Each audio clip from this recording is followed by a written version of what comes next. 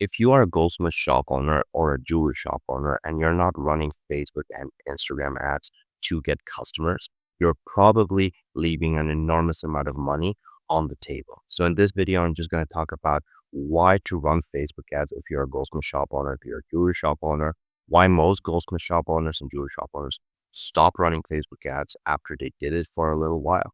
And then if you are running Facebook ads already, how to scale Facebook ads to get more customers profitably, right? So one of the things is that jewelry brands on Meta, so basically Facebook and Instagram, whether that's feed, stories, whatever, but Facebook and Instagram typically aim for a 2x to a 4x ROAS. Now, this 4x can be much higher. So what does ROAS mean? It's kind of a technical term. A return on ad spend is it means, right? But it's basically if you put $1 in to Meta, you pay Meta $1, right? How many dollars do you get back? Like for customer, right? In sales, in jewelry sales. And here it says jewelry brands on Meta typically aim for 2 to 4x. Normally this 4x should be 8x, 2 to 8x. But that's at least what we have seen in the industry. And it says here that successful campaigns often achieve 3 to 7x by utilizing high quality visuals, trust creatives, and common strategies means UGC. So user generated content. Again, these are fancy words, but honestly, for Facebook and Instagram ads, it's all about creatives. And it's all about optimizing ad creatives and scaling spend. So being able to spend more money on Facebook ads. Obviously, if you have a machine that you put $1 in and you get 2 out, 4 out, 8 out, you want your budget to be everything you have, obviously, and then do it again and again, obviously, right? And the only way you're able to do that is with ad creatives. Now, this video is going to be, frankly, one topic, which is volume. The only way you're able to scale ad spend if you have enormous amount of ad creative volume in making ad creative, right? So what is ad creative? So ad creative is basically the photos, the videos, the carousel ads. I think Cartier has some, there we go. So this is sort of a carousel ad. So you have 1 photo, 2 photos, 3 photos, 4 photos, 5 photos. I think, yeah. So that's a carousel ad. This is a reel ad. They are making reels. This is an image. There are a bunch of banner ads, right? There are an enormous amount of things you can do, right? So the only way you can scale like this says, scale spending, like keep spending more and more on Facebook ads is if you have an enormous amount of testing when it comes to ad creative, right? That's the only way, because basically how this works is you grab, let's go closer, right? So you have a bunch of creative, right? A bunch of creative. And what you want to do is have so much creative, basically, honestly, that you are able to find the winners quicker, right? Let's say this one is a shitty ad, this one is a shitty ad, this one is a shitty ad, right? But this one is a good one. This one is a good one, right? You want to be able to find this one fast, quickly, because you wouldn't want to spend 1 month just spending ads on all of these shitty ones, right? Before you had to find this one.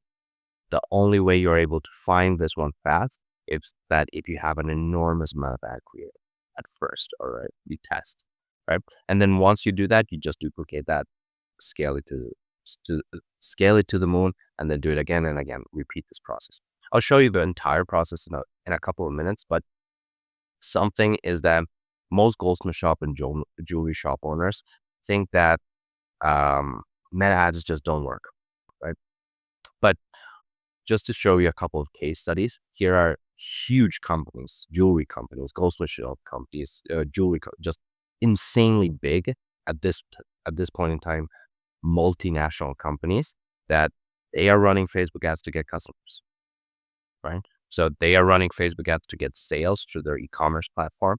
And obviously they started as local, so they had to have ads on the newspapers. They had to put print ads on the street. They had to advertise, right? So in our now 2026, this is how you advertise. You don't really, I mean, you could obviously put um, things on like banners on the street, but I think you had to pay for that. Number one, I mean, there are a bunch of regulations on that.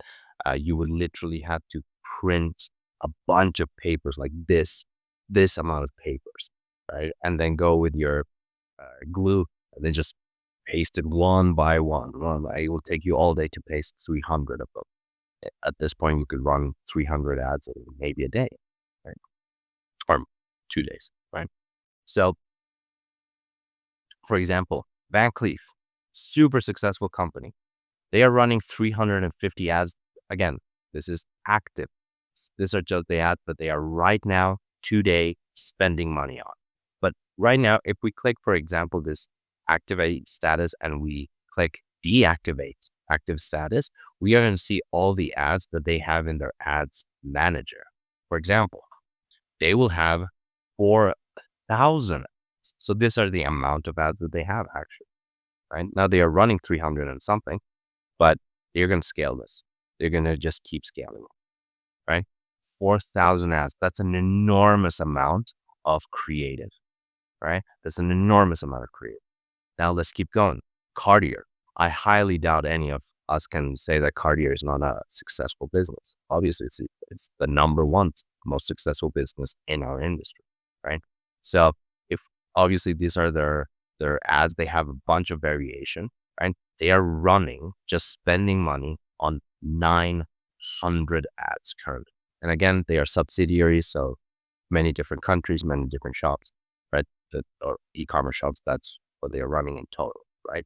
But in total, as a business, they are running 900 ads. Now, again, if we want to see all the ads that they have, just click on the deactivate active status, and then we will see that they have 3,700 ads. That's an enormous amount of volume, right? These guys understand what they're doing. These guys understand Facebook advertising, Meta advertising, Instagram, Facebook, everything. Right? It's about volume of creative, right?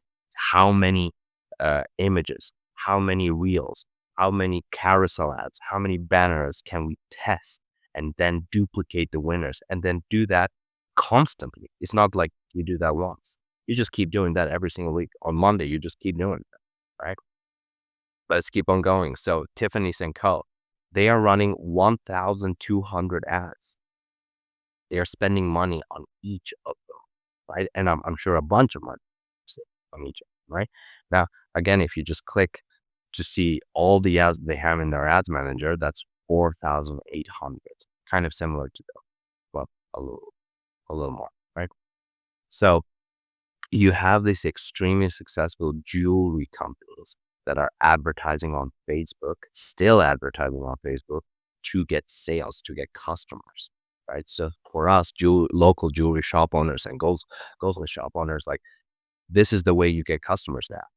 You put an ad, interruption-based ad on Facebook so that a complete stranger in your local area who is just scrolling their phone, they're just scrolling their phone, they grab they grab their phone, they scroll through their phone, and then you pay Facebook, we pay Facebook to put an ad in front of them and stop them from scrolling and saying, that's a beautiful piece.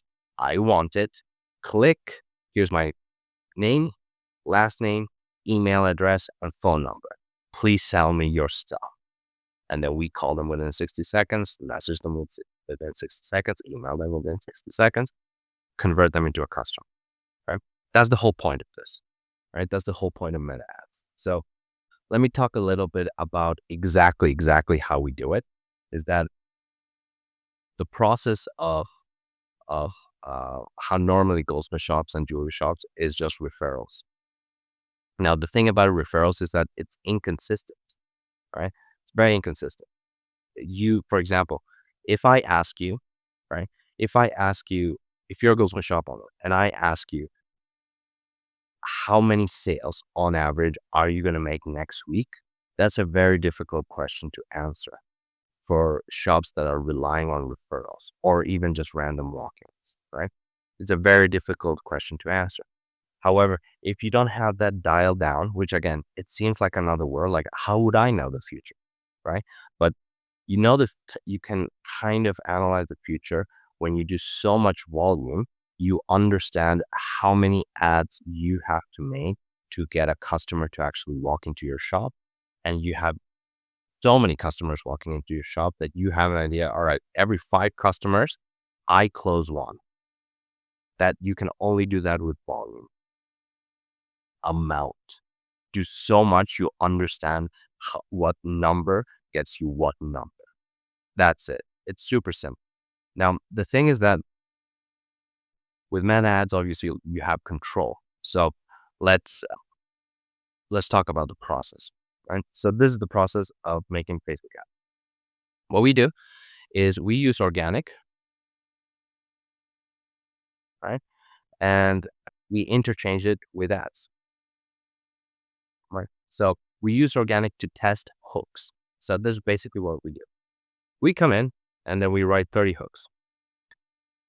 Now, hooks can be something like, this soda will kill you, right? That's a hook, right?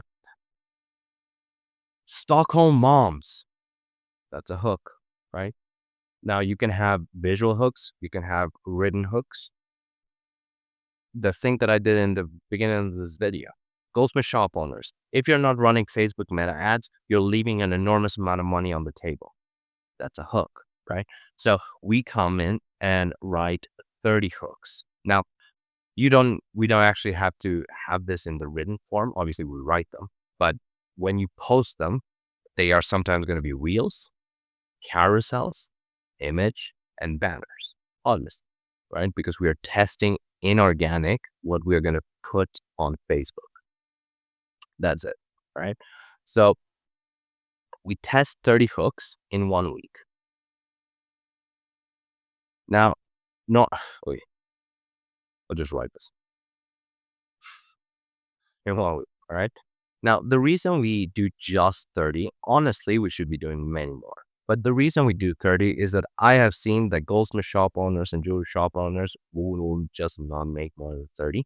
And we have basically dialed down a system to make a certain amount of reels, a certain amount of carousels, a certain amount of images, and a certain amount of banner ads that is manageable, right?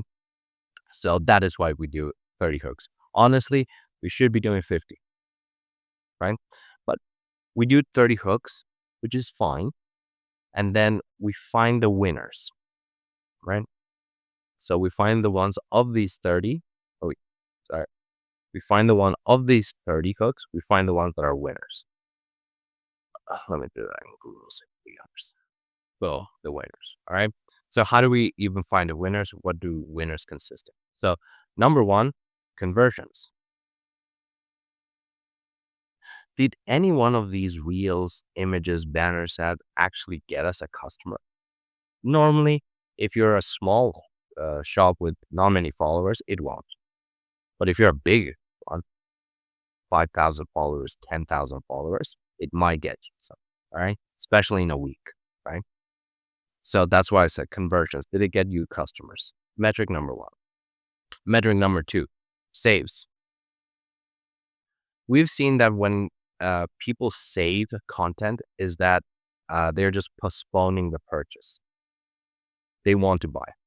They're just postponing the purchase. Most of the time. Sometimes, obviously, they're just saving it because of the looks of it. It looks beautiful, but sometimes they save because they want to buy it. They just don't want to buy it right now because, right? Like basic.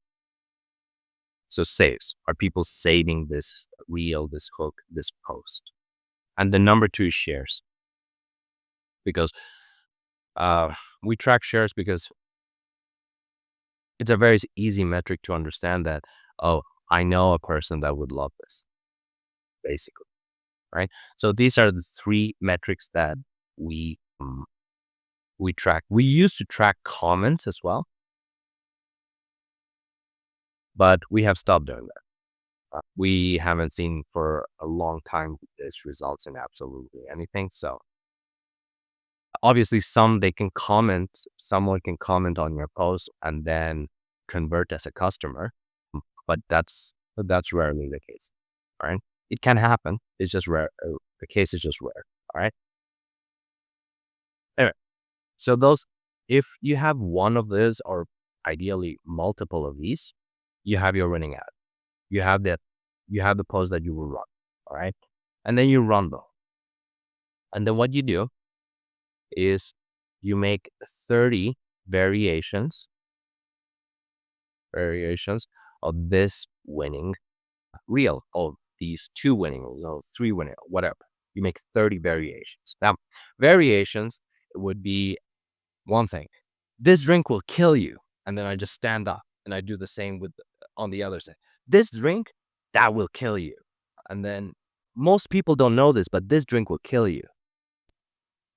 Again, variations. And then you can have those same variations on carousel ads. You can just, instead of a reel, you can have carousel. So you can have the photo, line.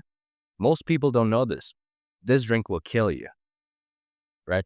And then again, you can have the variations that you have on the reels in the carousels, right? And then same on the banners, same on the image ads, all right?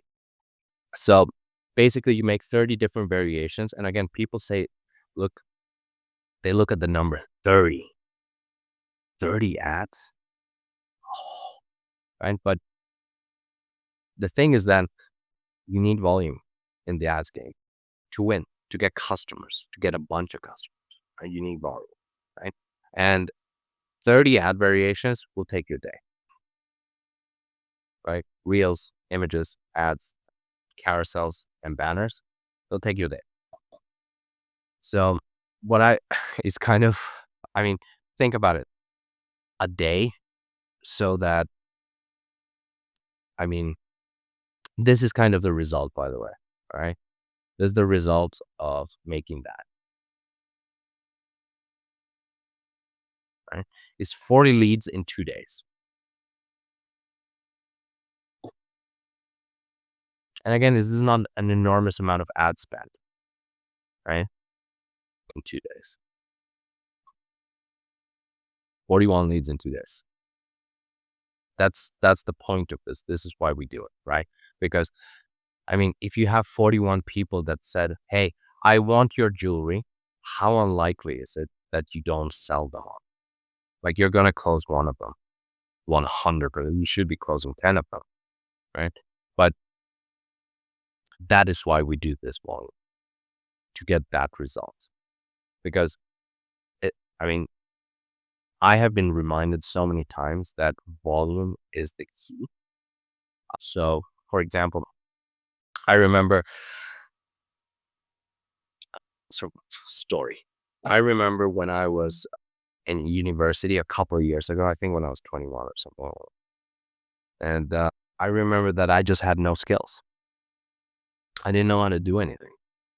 And the thing is that I didn't like, I didn't even know I wanted to be an entrepreneur or whatever, but I knew that I needed some sort of skill to trade for money, right? To build a business, to get a job, whatever. I needed to build skills. So what I did was, from August 1st to November, late November. So August, September, October, November. That's 4 months straight, right? For 4 months straight, what I did, and I was at uni, so I got lucky, is that I woke up at 7 in the morning. I took shower. I grabbed my bag that always had my laptop in it. I never took my laptop out. And I went directly to uni. I reserved one of those rooms, like personal study rooms, right? And I just sat there for 12 hours. I did nothing else than learn web development. Now, web development, for those who do that, is just learning how to build a website. And this was before AI could just do it within 60 seconds the way they do it. Obviously, there were some templated things that you could just spun up and make a website or a landing page or whatever. But web development was the entire thing, right? And I had no idea of it. I just said, like, all right, there's this thing. A friend of mine told me there's this thing called websites, when he was doing programmer, a bachelor's in programming. for programming. And I said, what do you do? And he said, I build websites. And I said, what? I didn't even know what a website was. Well, I was born in 2002. I didn't even know what a website was. Um, I thought it was just like the internet. So I asked him and then we kept talking. And then I decided to do that, learn that. So I learned what a hosting was. I learned what a domain was. And I learned how to connect the two of them. I learned the difference between WordPress, Figma, Wix, coding a website from scratch, HTML, CSS. And I just learned all of these sort of, first of all, the technical terms of what they were, and then where to click. And I just spent 12 hours a day for 4 months learning how to do that. And I got really, really, really good. Really good. Like I could make a insanely good e-commerce website in a week. Insanely good, right? And it was the only reason I was able to do that is because I put 12 hours a day, 7 days a week for 4 months out, right? Like I have, in my opinion, for me, I'm sure this is the same for anyone, is that I just seen that if you put an unreasonable, all right, it has to be unreasonable amount of hours in one skill, is that you start dominating that skill, right? So that's that. I mean, that's story number one of why volume always works. Story number two is appointment setting. So you give appointment setting and basically selling a $25 appointment, right? And what I used to do is I used to get leads, right? The thing that we are doing on Meta. I didn't do that. What I do was the second step, get those leads to set an appointment. Now it was a little bit different than the Goldsmith shop, what we are going to be doing, because we are going to be setting an face-to-face appointment, right? In our shop. But the thing is that this was on Zoom and it costed $25. So I was basically selling the $25. And I always, like 100% of the time at the start, I used to do like 45 minutes. And then I used to go, I just want to go walk or do something else. Right. But I learned that if I just whip my head back in to the work, to the computer, to like just keep doing this boring, repetitive task of having conversations with these random people and trying to get them to book an appointment, a sales appointment. I just learned that if I just whip my head back in, I start to get one message, two message, three message, four message within 5 minutes of just whipping my head back in, right? Why? Volume. You're doing hours and hours and hours of this one thing, and it just compounds. And it takes a little while to get that first result, get that second result. Not really on Meta ads. I mean, you get your first leads in the first day. Like it's not a problem. That's how good the product is, right? That's why creating traffic, most important thing, right? But volume was just the answer. It was nothing else. Just put an enormous amount of hours in this one thing. That's the same story I have when running ads. It's insane how many times I had to learn that volume was the answer in so many different domains. But the same thing was in ads. So I was in media buyer. Media buyer is just fancy for I know how to run ads, right? I was a media buyer, a junior media buyer, new guy who doesn't know how to run ads, but they taught me how to run ads. And I was really shitty because they used to give me a quota on all the ads and say, run them for the week. And I was okay. So I used to run 5 to 7 ads a week. And I thought that was great, but I was getting terrible results, like terrible results. And the thing is that after maybe 2 months and a half, they were talking to me like, all right, this is your last chance, like step up. And from making basically 1 ad a week, running 1 ad, not making one, but running the 1 ad a week, optimizing the ad structure, putting the whole thing together. At that point, we had to put in the lookalike audiences, and it was back, right? I started doing 30 a week. And again, that's still not much. Like, for example, now I hear 30 a week and it's like, no. Right? But at that point, it was like, I don't know, after 5 ads a week or 7 ads a week, let's say 5 ads a week, that's 3x, right? I 3x and I 3x'd for like 2, 3 months. That's a lot, right? Putting it together, that's a lot. So, and I started to get obviously really, really good at running those ads really, really fast. Obviously, I did just 3 times more, just more. I didn't do anything different, zero different. I just did more and I got better. Everything got better, right? So it was just a question of volume. It was just a question of how many ads can I test? How many ads can I make?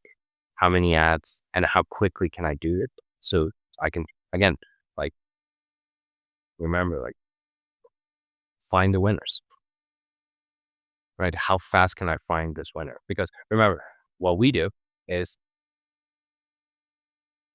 excuse me, what we do is we will run these 30 ads, right? And then in the first week, so number 1 week, right? In the first week of running these ads, we will have those 30 ads. I'll just draw a couple of them. Okay? We'll have those 30 ads, whatever, keep going. Okay? And then of those 30 ads times 30, whatever, of these 30, uh, we will have a couple, I won't say one, but a couple that do better than the rest. So let's say this one does less, this one does less, this one does less. But these two better do definitely better than these two, right? So what we will do the next week. So week number 2,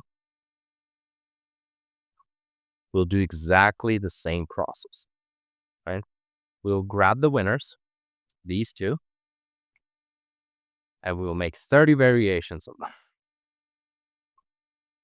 And then we'll run them, right?